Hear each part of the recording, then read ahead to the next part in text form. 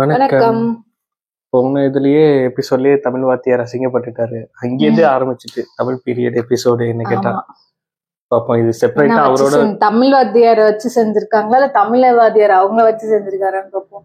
எங்க செட்ல எல்லாம் தமிழ் வாத்தியார் தான் எங்களை வச்சு செஞ்சாரு. ஆமா, எனக்கும் சும்மா உஷாரான சார். இல்ல ஸ்டார்டிங்ல எல்லாம் விடுவாங்க, அந்த இது போற 7th 8th எல்லாம் விட்டுருவாங்க. அந்த எட்ஜ் 10th 11th 12th விட மாட்டாங்க. அந்த டைத்துல எல்லாம் ஃப்ரீ பீரியட்னா பிடி பீரியட் கூட கடன் வாங்கி தான் கிளாஸ் எடுத்து பாத்திருக்கேன்.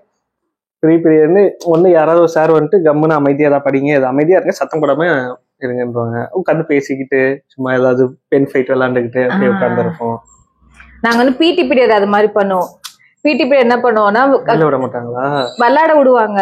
சம்டைம் வந்து வெயில் ரொம்ப ஓவர், அந்த சம்மர் டைம்ல வெயில் அதிகமா இருக்கும்ல, அந்த டைம்ல வெயில்ல விளையாட விடாம வேணான்றதுக்காக அந்த பீரியட் வந்து மத்தவங்களுக்கும் தரமாட்டாங்க மிஸ்ஸுங்க, பிடி மிஸ் தரமாட்டாங்க. அதனால என்னன்னா ரூம்குள்ள உட்காந்து இந்த சும்மா விளையாடுறது.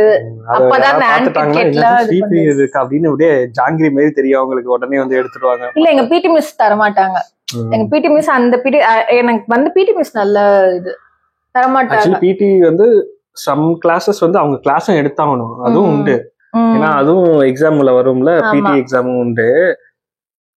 இதுல மெயினா சொல்ல வந்து என்னன்னா, இந்த மாதிரி பண்றாங்களா, இந்த மாதிரி மாத்தி மாத்தி எடுக்கிறது. நிறைய ஸ்கூல்ல பாத்தீங்கன்னா நம்ம 11th படிக்கும்போது 11th வந்து அப் டு ஒரு 3 months என்னவோ தான் எடுப்பாங்க, 12th சப்ஜெக்ட் எடுக்க ஆரம்பிச்சிருவாங்க. அதுல அது வாங்க அது வந்து நல்லா தெரிஞ்சவங்க யாருமே அது மாதிரி பண்ண மாட்டாங்க. என்னன்னா, ஏன்னா 11th பேசிக்ஸ் தெரிஞ்சாதான் நீங்க 12th வந்து ப்ராப்பரா எல்லாத்தையும் அண்டர்ஸ்டாண்ட் பண்ணிக்க முடியும். Exam future correct. நான் படிச்ச ஸ்கூல்ல எனக்கு என்ன ப்ளஸ் ஆயிடுச்சுன்னா, அந்த ஸ்கூல்ல வந்து ஈவன் அந்த ஸ்கூல் மற்ற ஸ்கூல் கூட என்னன்னா போட்டி போட்டுட்டு இருந்தாலும் 11th அந்த 1 year ஃபுல்லா 11th மட்டும் தான் இருக்கும். 12th டச்சே பண்ணலங்க. மற்ற எல்லா ஸ்கூலும் எங்க ஊருக்கு டச் பண்ணாங்க. இவங்க வந்து நீட்டா 11th முடிச்சுட்டு 12th நீங்க போங்க, நீ என்ன மார்க் வாங்க அந்த மார்க் வாங்க, அவ்வளவுதான் அவங்களோட இது, நீ ப்ராப்பரா படிச்சுட்டு போங்க அப்படிங்கிற மாதிரி விட்டாங்க. எனக்கும் அப்படிதான் 11th போர்ஷன் வந்து 12th எடுக்க கிடையாது, ஆனா வந்து டியூஷன்ல எடுக்க ஆரம்பிச்சிட்டாங்க. நான் டியூஷனும் போலையா, அதனால என்ன இருந்துச்சோ அதுதான் படிச்சேன். ஆனா அதுதான் கரெக்ட். யாருமே இந்த மாதிரி எல்லாம் பண்ணிடக்கூடாது, லைக் ஸ்கிப் பண்ணிட்டு போ. அவங்க எதுக்காக அதை வந்து டிவைட் பண்ணி விட்டுருக்காங்கன்னா இதுக்காக தான், ஸ்டேஜ் பை ஸ்டேஜா படிக்கணும்.